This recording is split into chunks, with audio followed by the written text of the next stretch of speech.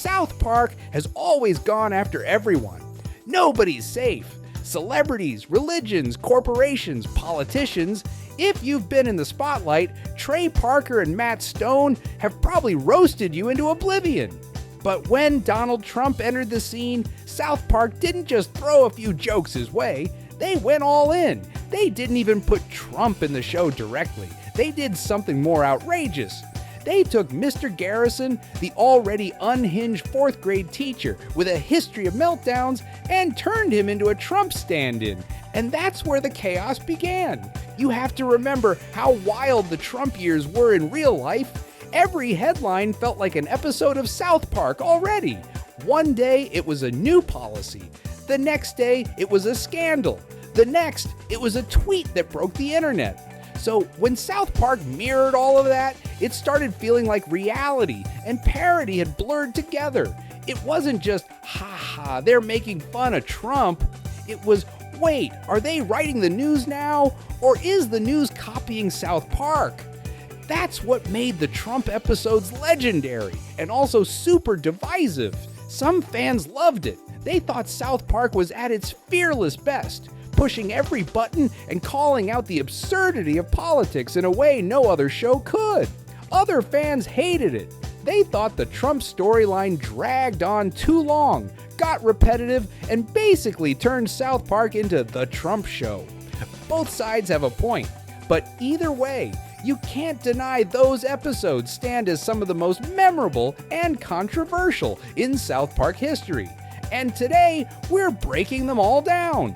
From Mr. Garrison's insane transformation to the moments where South Park accidentally predicted real life, to the way the show captured the burnout we all felt living through those years, whether you loved them or hated them, these episodes will make you laugh, cringe, and maybe even admit South Park was closer to reality than any of us wanted to believe.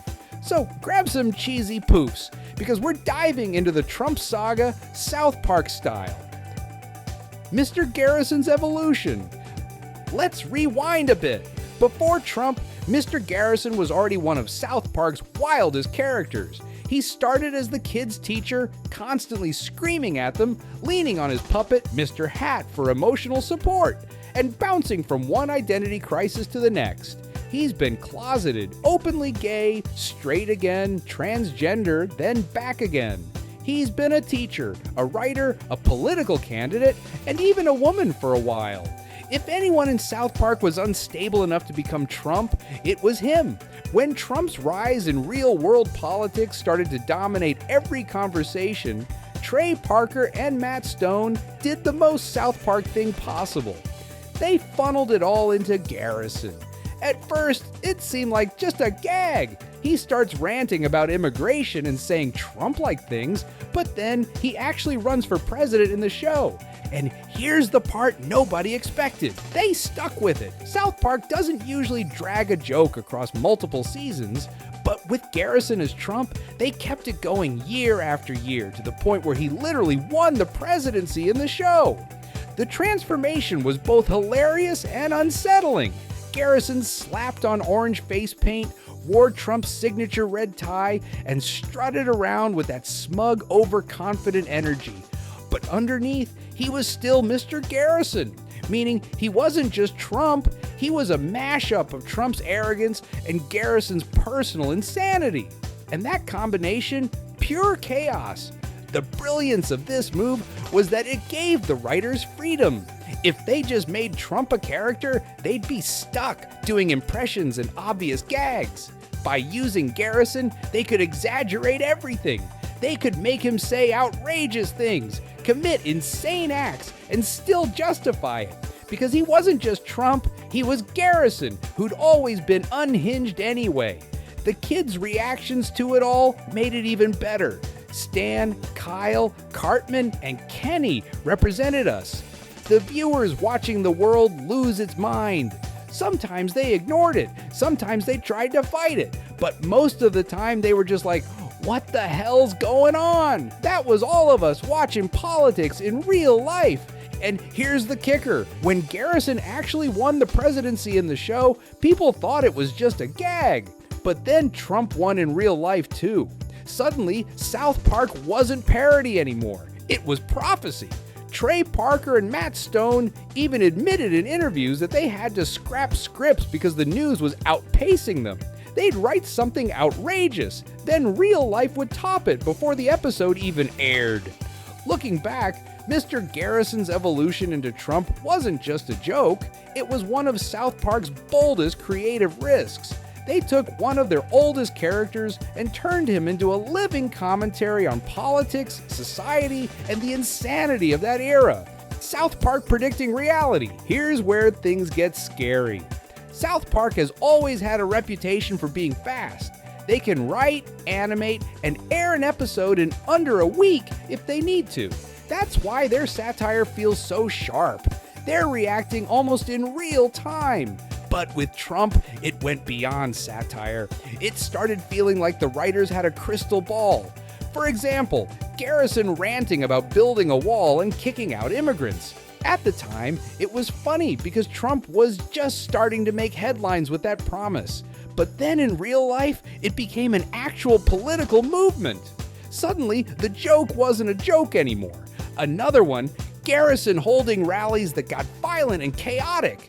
South Park exaggerated it, sure, but then you'd watch the news and see clips that looked just like the cartoon. The parody was happening in real life, sometimes within days of the episode airing. Fans started pointing this out online. Did South Park just predict the future again? It wasn't the first time. The show has a history of accidentally predicting things, but with Trump, it happened so often that it felt eerie. Like the writers would make a ridiculous plot point just to be silly, and then reality would go, oh yeah, watch this. And here's the crazy part. The writers admitted they were struggling. Usually, their job was to exaggerate reality until it was absurd. But Trump made that nearly impossible. Reality was already absurd enough. Parker and Stone even said it was hard to parody Trump because nothing they could write would top what was actually happening. That's when South Park became less of a comedy and more of a cultural mirror. You weren't just laughing at the show, you were laughing at how ridiculous the real world had gotten, and that made the Trump episodes some of the most unique in South Park's history. When it got too real. Of course, not everyone was laughing. The Trump-Chotch Garrison storyline stretched across multiple seasons, and for some fans, it just got exhausting. South Park usually jumps from one cultural issue to another, but here they kept circling back to Trump. And just like in real life, some people got burnt out. Think about it. Politics during that time were everywhere. News, social media, dinner table arguments. Nobody could escape it. So when South Park dedicated huge chunks of episodes to Trump, some fans felt like they weren't getting a break. They wanted silly Cartman adventures, not another Trump parody. On the flip side, other fans thought this was South Park at its bravest. They saw it as the show refusing to look away, refusing to play it safe. Parker and Stone were calling out the absurdity of the political moment in a way nobody else on TV was doing. And honestly, both sides were right. The Trump episodes were hilarious, smart, and cutting, but they were also exhausting, just like the real Trump years. Maybe that was the point.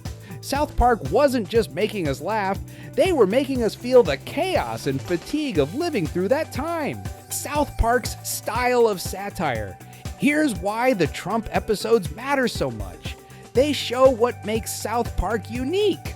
Other comedy shows went after Trump too. Saturday Night Live, late night hosts, sketch shows. But they all did the same thing. Impressions, catchphrases, obvious jokes. South Park took a different path. They didn't just parody Trump, they parodied us. By making Garrison the Trump stand-in, they got to show how absurd the entire system was. Not just the man himself, but the media, the voters, the rallies, the backlash, all of it.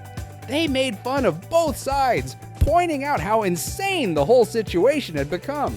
And that's South Park's secret weapon. They don't just go after one target, they go after everyone. With Trump, they weren't just saying, "This guy is ridiculous." They were saying, look how ridiculous we all are for letting this happen. That's a deeper kind of satire than just making fun of one politician. The legacy of the Trump episode. So, do the Trump episodes hold up today? Absolutely. Watching them now feels like flipping through a time capsule of one of the wildest political eras in history.